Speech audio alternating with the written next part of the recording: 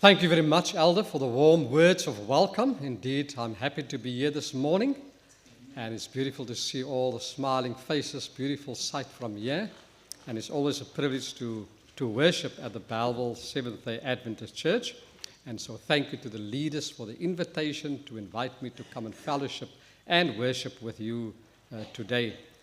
As you heard, God has been good to our family. Yes, our only daughter far away from us in Australia, and we praise the Lord for the birth of the baby girl this week.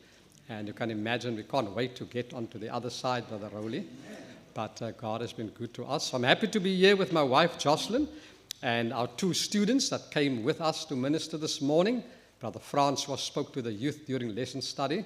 And then Sister Nirvana, I asked her to sing one of my favorite songs, His Life for Mine. And thank you, Nirvana, for being with us and to present that beautiful item. And last year I was here on the 4th of October, and I saw that the title of the sermon was, I Know My Savior Cares. And we looked at how Jesus raised the widow of Nain's son. And I remember clearly, Brother Rowley, the beautiful hymn that was sung here, Does Jesus Care? And I remember that beautiful rendition, and this morning we sang so beautifully, my favorite hymn that I sing every day and listen to every day. Of course, we sang it earlier, He hideth my soul. And so we are happy for the vibrant church community that you have here. And I interact a lot with the adventurers and the pathfinders and the youth at all the events, the youth ministries events from time to time. And we're happy for the leaders, so dedicated, in the service, working with the young children, with the pathfinders, the ambassadors, and also the youth. And we always appreciate the work of the media team. And last week I saw that they had a special Sabbath school program, the media team focusing on the big project for next year, One Voice 2027. And so it's wonderful to see your vibrant community here in Belleville. And you also had a praise and worship service last Sabbath morning. And of course, this afternoon, the youth will present a beautiful program, praise and worship. So if you're free, come and join. I'll be here to support the youth this afternoon. Beautiful music, testimonies, praise, poetry, and also lovely singing this afternoon. During the week, there were so many tragedies and so many deaths. And of course, we saw two of the sports stars in South Africa who passed away last weekend, Jaden Adams, Lintobo Makwadini. Of course, right in your church, we had the Koenig family who experienced bereavement. We had in the Kales River Church, Elder Horatius van Heerden, who passed away. We had Sister Heather Trudeau, the former Voice of Prophecy director here in Cape Town, who passed away this week. So many other families in various districts I saw were affected by death this week. And so life is full of challenges, but amidst the challenges of life, God is good. And so on the Sabbath we come and we just give God all the praise and the honor and the glory. And I'm reminded of that beautiful verse as we start this morning. I think it's in the book of Psalms 107, 8-9, where the word of the Lord says, Let them give thanks to the Lord for his unfailing love and his wonderful deeds for mankind. For he satisfies the thirsty and fills the hungry with good things. And so it's good to reflect amidst the challenges of life, to reflect on the goodness of the Lord. And so since this morning, we appreciated the Sabbath school program, challenging us about our priorities. And then Elder Mataka led out in the beautiful lesson study on the unity in Christ, and what a powerful lesson and series we are studying this semester, and the beautiful music, and thank you for your ministry behind the piano, and Perry and God, may God continue to bless you. But on a Sabbath, it is so wonderful to come and study the word of the Lord and read from the word of the Lord. And the last month or two, I've been reading through this minor book that we don't often look at. And I was blessed just by these beautiful verses that I'd just like to share with you, and some of the key points that I got from studying this beautiful book of Habakkuk. And so the short book of Habakkuk has three chapters. A very, very short book, Habakkuk. Just 3 chapters in this book. And as you know, in the Old Testament, of course, we have the major prophets and the minor prophets. And when we look at the major prophets, there are 5 major prophets, and then there are about 12 minor prophets. Now, the major prophets, it's because of the length of those books and the significance of their message. And when we look at these 12 minor prophets in the Old Testament, we see there are 12. They are so called because of the shorter length of the books. But the messages in the minor prophets are equally important than the messages in the major prophets. And so very interesting to look at times at these minor prophets with such powerful messages. And as I read through this book, I said, there's something I can learn from this man Habakkuk. We read again in hearing these beautiful verses right in the last chapter that really caught my attention, these 3 verses. But we'll have a little overview of all 3 chapters. Verse 17 once again says, though the fig tree does not bud, and there are no grapes on the vines, though the olive crop fails, and the fields produce no food, though there are no sheep in the pen, and no cattle in the stalls, yet I will rejoice in the Lord. I will be joyful in God my Savior. The sovereign Lord is my strength. He makes my feet like the feet of a deer. He enables me to tread on the heights. And as we see at the end of that chapter 3, for the director of music on the stringed instruments. A beautiful song in this chapter right at the end. So when we look at this prophet, the minor prophet Habakkuk, he was a prophet during the time when Israel was threatened by warlike and powerful neighbors. And he writes this book during a time of deep apostasy. Probably sometime in the latter part of the reign of Manasseh, during the reign of Ammon, or during the first part of the reign of Josiah. And when we look at the name Habakkuk, we recognize that the name means someone who embraces. Powerful meaning of his name. It means someone who embraces. And when we read the whole story of Habakkuk, it accurately describes his relationship with God as it unfolds in the book. And what is very interesting is that we don't see his name come up in any other parts of the Bible, other parts of the Old Testament, or other parts of the New Testament. It's only in the book of Habakkuk that we read about Habakkuk. But it's also interesting to note that in Romans, Galatians, Hebrews, Acts, there's a reference to some of his content in those chapters or books. But the name Habakkuk only in the book. And so the prophecy of Habakkuk is unusual among the prophetic books, because we will recall that all the prophets usually, God addresses the people through the prophet. And so the prophet speaks to the people on behalf of God. But when we focus on this very interesting book of Habakkuk, we see that in Habakkuk, the prophet is addressing God directly. The prophet is having a dialogue or a conversation with God in this book. So that is very unusual that we notice in this book. And so here we find this book of Habakkuk, dear friends. Here is a man who dared to argue with God and who insisted getting answers from God, even if he did not like the answers when they came. And so when I read through this book the last month or so, I realized that there's a powerful message, and that's the title of our sermon this morning, From Fear to Death. From fear, to faith. From worry to worship. And this is how that book ends. From being fearful, he moves his story to a story of faith. He moves from being so worried at the beginning, the first 2 chapters. He moves his story to worship of God. And that whole chapter 3 is a song of praise. He's worshiping, he's singing, he's praising God and said, God, I wish I can move like Habakkuk. And so this is what inspired me to share with you a few thoughts. And so Habakkuk teaches us how to trust God when life falls apart. How to trust God when life falls apart. When difficult things happen, when there's loss, when there's suffering, when there's injustice, when there's illness, when there's disappointment, where there's tragedy, it is just natural for us to ask questions. It is natural to ask questions. And often people ask the questions, why did this happen? Why do good people suffer? Where are you, God?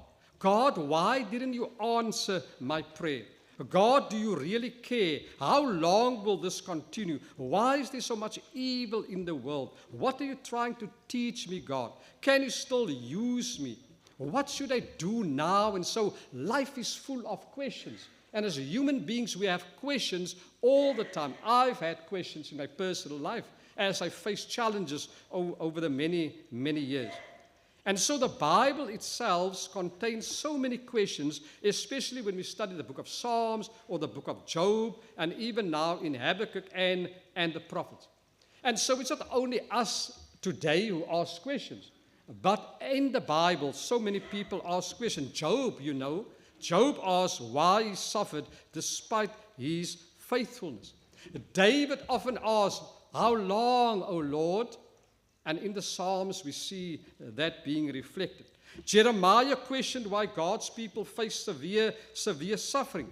And then right here in the book of Habakkuk, he asked God why God is tolerating injustice.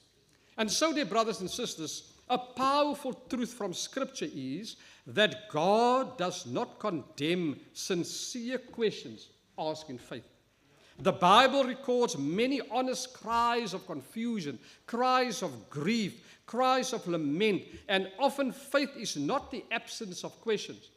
Faith is not the absence of questions, but continuing to trust God while we are seeking answers. It is very natural. And so Habakkuk, in this book, he asks questions. Now there's been no word from God in the 20 years since the time of Zephaniah. And the nation continued in a downward slide, in defiance of the prophet Zephaniah's message. And so when Habakkuk is prophesying, he's prophesying during a time when things were really bad, brothers and sisters. He's working and prophesying during a time when things were bad. There was bribery, there was corruption, there was lawlessness, there was oppression, it filled the streets of Jerusalem. Things were so bad during the time, as we study into this, we realize that it wasn't even safe to walk the street at night alone. Things were really bad during the time of Habakkuk. And so this feeling that nothing was happening while Jerusalem deteriorated was at the heart of Habakkuk's concern. And then he comes to God. He approaches God to try and understand why God is allowing all these things to happen. And so we read right here in Habakkuk chapter 1, 2 to 4. He asked the question, and Habakkuk asked, verse 2, O Lord, how long shall I cry, and you will not hear? Even cry out to you violence, and you will not save? Verse 3 says, why do you show me iniquity, and cause me to see trouble? For plundering and violence are before me. He says, there is strife, contention arises. Verse 4 he says, therefore the law is powerless, and justice never goes forth. For the wicked surround the righteous, therefore perverse judgment proceeds. And you can read in these words, brothers and sisters, the cry of the heart of Habakkuk. His heart was filled with fear and worry. O Lord, how long shall I cry, and you will not hear? Dear brothers and sisters, Habakkuk is questioning why God is permitting injustice in Judah and apparently did nothing to stop these evils. The prophet was greatly distressed on account of the people's sinfulness. And so he questioned the violence, the corruption, the injustice that he saw all around him. And we read the prayer, "Why, Lord, why?" And I'm sure, dear brothers and sisters, as we are seated here this morning, that you have been in a place like Habakkuk. I have been in a place like Habakkuk, praying, watching, waiting as we see things falling apart. And deep down, behind the worship songs or the hymns that we sing, beneath the "I am okay, thank you," and you smile, there's a question you are afraid to say out loud. God, why are you doing this? I submit to you today, friends, that faith is not the absence of questions. God invites us to bring our doubts, bring our fears and concerns to Him honestly. And there is the cry of Habakkuk's heart. How long must I call for help? But you do not listen. This was not a whisper, brothers and sisters. No, this was a cry from a person who reached breaking point. And remember, this was a prophet. This was a man who was close to God. And he is asking these questions. And so the reality this morning as we sit here in the house of the Lord, in our life's journey, there are many challenging moments. But as we go through the challenges, it seems often that we are wearing masks. It seems as if we are wearing masks. Because, friends, a mask can hide the pain. The mask can hide the fear. The mask can hide the insecurity. The mask can even hide the sin. And so sometimes when people look at us, they see a smile, but they don't see the struggle. They see the success, but not the emptiness. They see how we minister, but they don't see the wounds. They see the image when they look at us, but they don't see the reality.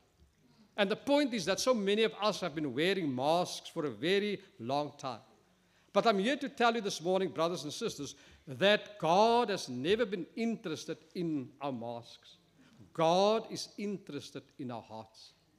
God is interested in our hearts. Because I'm reminded of that verse, 1 Samuel 16:17, man looks on the outward appearance, but the Lord looks on the heart. Thank you, Jesus. That He knows my struggles. He knows the pain. He knows what I'm going through. And so rather than rebuking Habakkuk, God listened and answered. He responds there in Habakkuk 1, verse 5 to 11. We'll just take one or two verses there. And now God responds to his questions. And God says, look among the nations and watch. Be utterly astounded, for I will work a work in your days which you would not believe, though it were told you. For indeed I'm raising up the Chaldeans, a bitter and hasty nation, which marches through the breadth of the earth to possess dwelling places that are not theirs. Verse 7 says, they are terrible and dreadful. Their judgment and their dignity proceed from themselves. Now this is the response to the cry of Habakkuk. God tells Habakkuk that he had planned something that will happen in his lifetime. In short, God is telling Habakkuk that he noticed the evil in Jerusalem and he already has raised a nation, the Chaldeans, the Babylonians, to punish the people of Judah.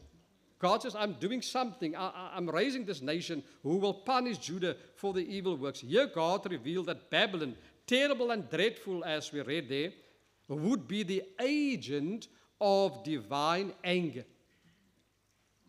And so this is God's response to Habakkuk. And Habakkuk obviously would ask, God, what? Habakkuk is surprised and dismayed by God's response. He is raising up a violent and a ruthless nation to judge his people. And so Habakkuk would be confused. God, these people are more violent than Judah. and you using them as your agent to solve this problem. Habakkuk responds in verse 12, he says, are you not from everlasting? O Lord, my God, my Holy One, we shall not die. O Lord, you have appointed them for judgment. O Rock, you have marked them for correction. Verse 13, he says, you are of purer eyes than to behold evil, and cannot look on wickedness. Why do you look on those who deal treacherously, and hold your tongue when the wicked devours a person more righteous than he? Suddenly, Habakkuk's problem is not suffering, but God's method. He doesn't focus on the suffering. He says, God, your method, I don't understand your method. Now, this is often in our lives, friends, where our faith gets tested. When we feel that God is unfair, we want God to act our way. We want God to answer according to what we want. We can't seem to understand God's answers and method of doing things. But God doesn't submit to our understanding. He invites us into His understanding. So often answers aren't enough. And we remember our late friend, Brother Leon Cranfield, who for many years sang that beautiful song, isn't it so? When answers aren't enough. When he sang so beautifully, when answers aren't enough, there is Jesus. He is more than just an answer to your prayer.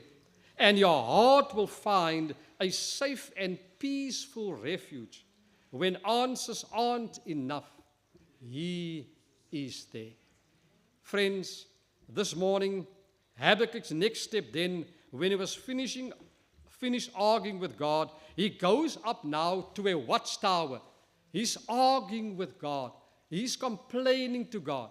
The next step, he goes up to a watchtower in Jerusalem and he sits on the wall. He says he's going to watch to see if God really will do what he said he will do. And we read it right there in Habakkuk 2 verse 1. He says, I will stand on my watch and set me upon the tower and will watch to see what he will say unto me and what I shall answer when I am reproved. And so he takes action. He goes up to the watchtower. Here his faith is demonstrated as he takes action. He's taking now a position as a watchman, a high place to get a perspective, to get a clearer view. The tower is a stronghold. And so Habakkuk decides, I'm going to sit on the watchtower, I'm going to listen. Even when he's confused, even when he's uncomfortable, he sits now, opens himself, positions himself so that he can see what God is going to do. And so in life is the same with us. When we are filled with questions, when things are falling apart, we need not to be distracted by the things of the world. But we need to find a place, a watchtower, a stronghold where we can get a clearer vision or get perspective from God. When things should become quiet, we should reflect in the moments in our room or quiet place in nature to allow God to speak to us. And that's what that beautiful song that we all know says, turn your eyes upon Jesus. Look full in His wonderful face. And the things of the earth will grow strangely dim in the light of His glory and grace. And so he's on the watchtower. He's waiting for God to speak. And there we have 3 verses. And the word of the Lord says, and the Lord answered me and said, write the vision and make it plain upon the tables, that he may run that readeth it. God says to the prophet, for the vision is yet for an appointed time, but at the end it shall speak and not lie. Though it tarry, wait for it, because it will surely come. It will not tarry. Verse 4 says, behold, his soul which is lifted up is not upright in him.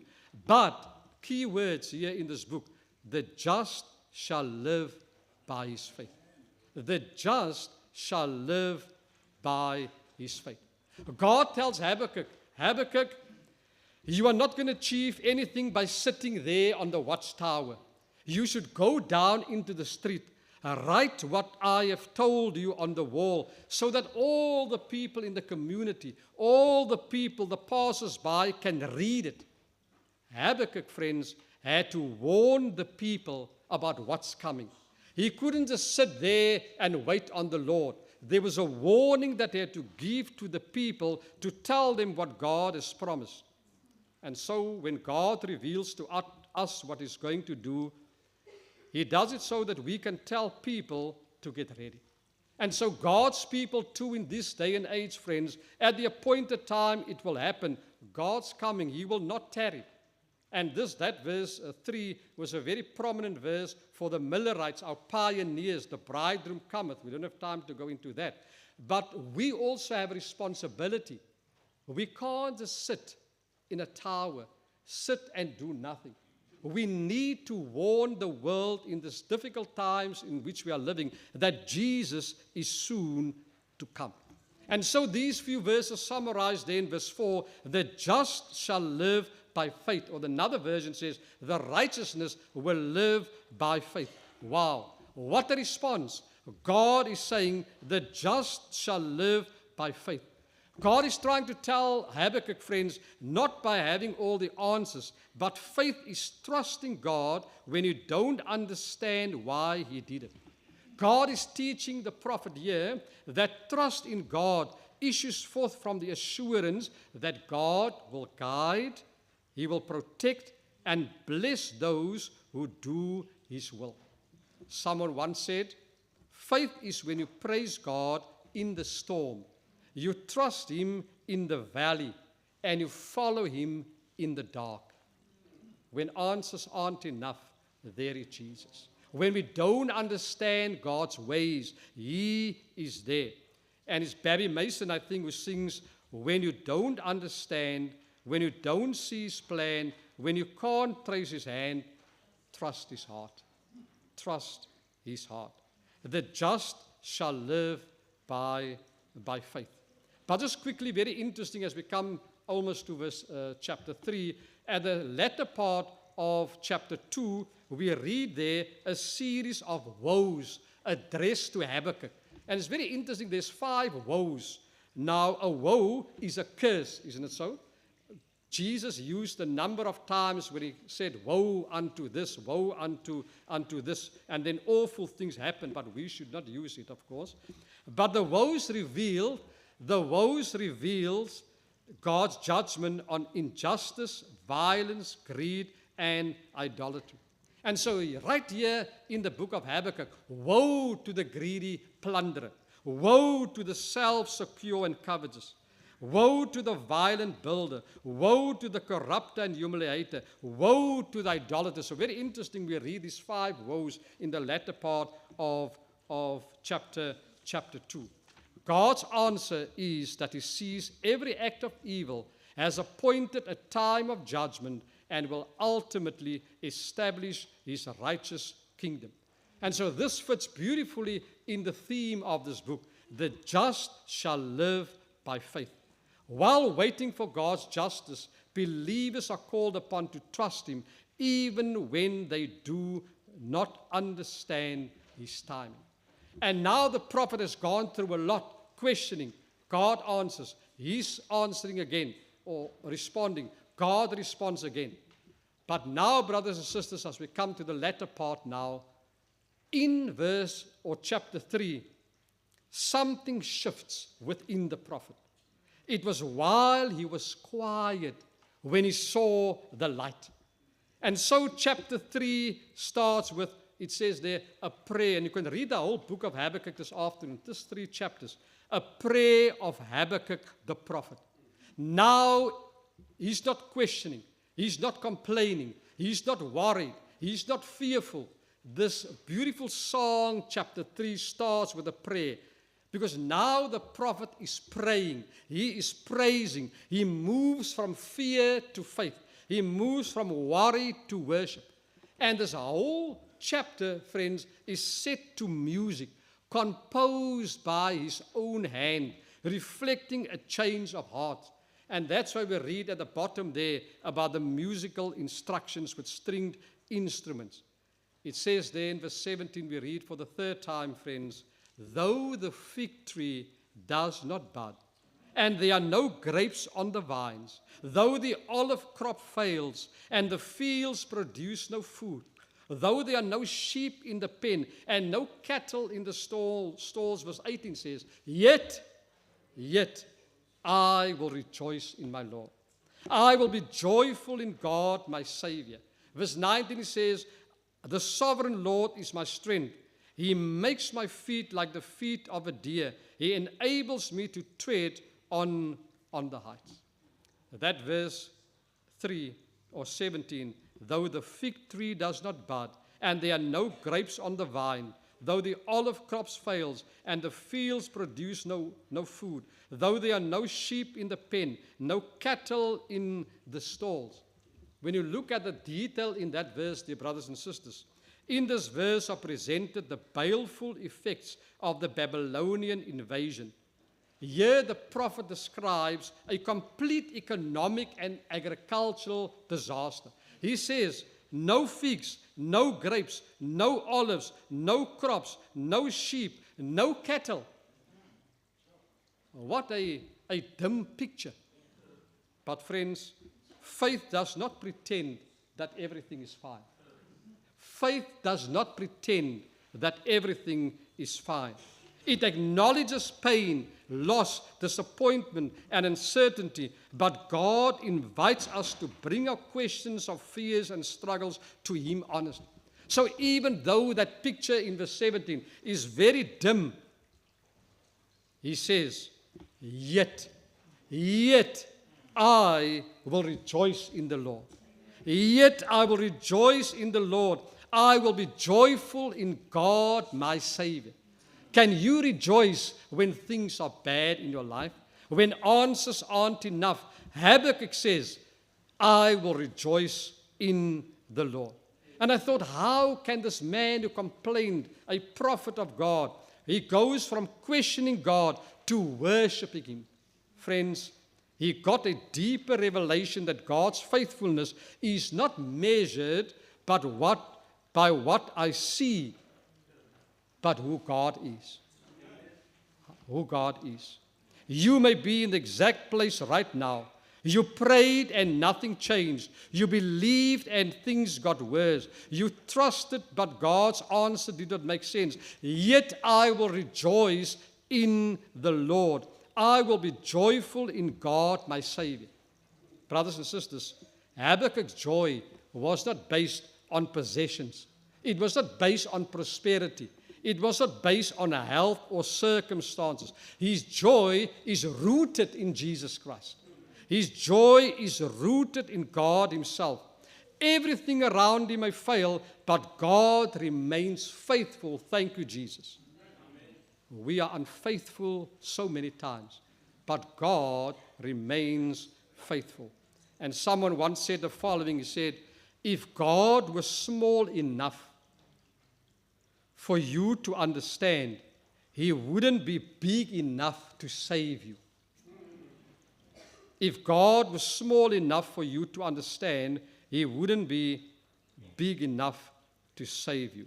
Friends, that is deep. But you see, that is the gospel. That is the gospel. Because Habakkuk's cry in this book reminds us of a darker hill, a deeper silence. Because on the cross, remember, Jesus cried as well. In Matthew 27:46, my God, why have you forsaken me? The cry of Jesus, the same tension, the same question. But this time, God doesn't answer when Jesus asked the question. There was silence.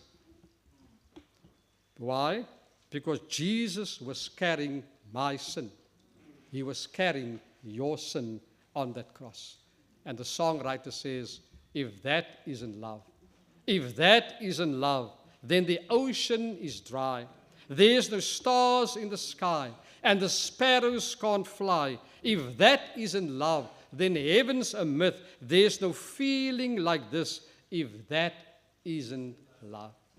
The last verse in Habakkuk, verse 19 says, the sovereign Lord is my strength.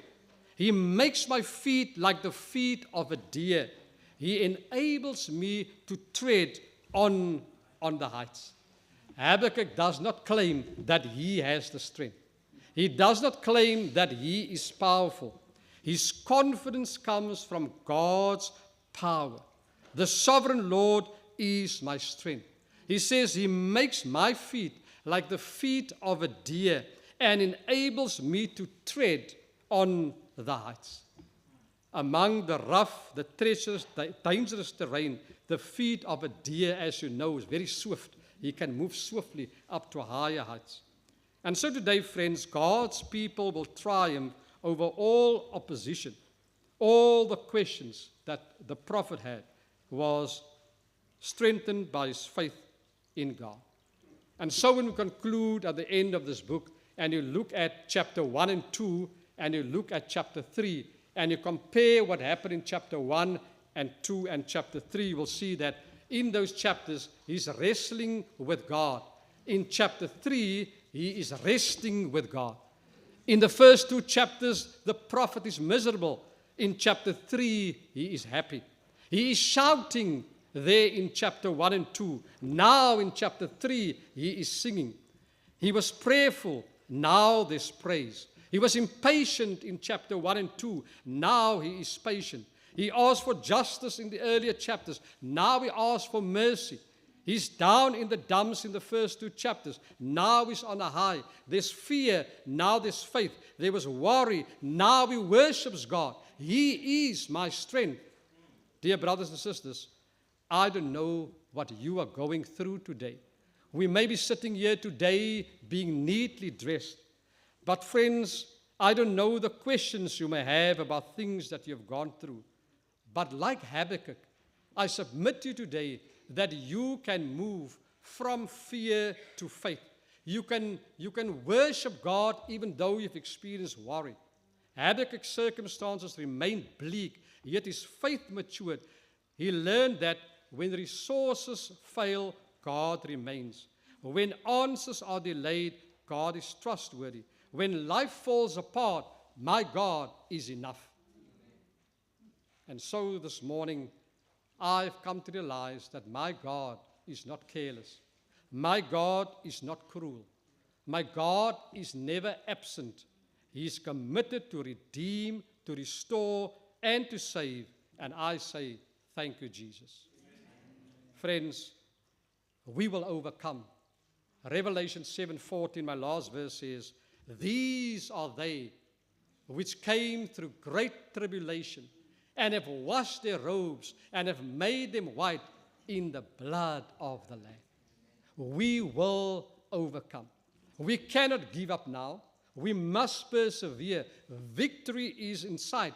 And Ellen White writes in the very last chapter of the book, Great Controversy, the very last paragraph of the Great Controversy, she writes, and you know the section very well. The great controversy is ended.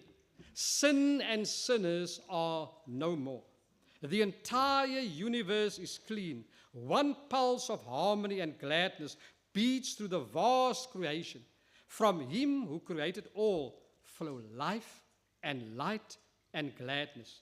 Throughout the realms of illimitable space, from the minutest atom to the greatest world, all things animate and inanimate, in their unshadowed beauty and perfect joy, will declare, God is love. God is love. In this final paragraph, it focuses on ultimate triumph over good or over evil, the restoration of God's honor, and everlasting happiness of the redeemed in a universe made perfect again. This morning in the sanctuary, as we start a brand new week, brothers and sisters, the Lord says to each one of us, I have loved you with an everlasting love. Therefore, with loving kindness have I drawn you.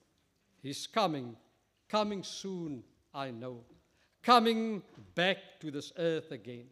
And the weary pilgrims will to glory go when my Savior comes to reign. Hold on, weary pilgrims. Soon and very soon, we are going to see the King. May God bless us. May we move from worry. May we move to worship, from fear to faith. May each one of you have a blessed week is my prayer in Jesus' name. Amen.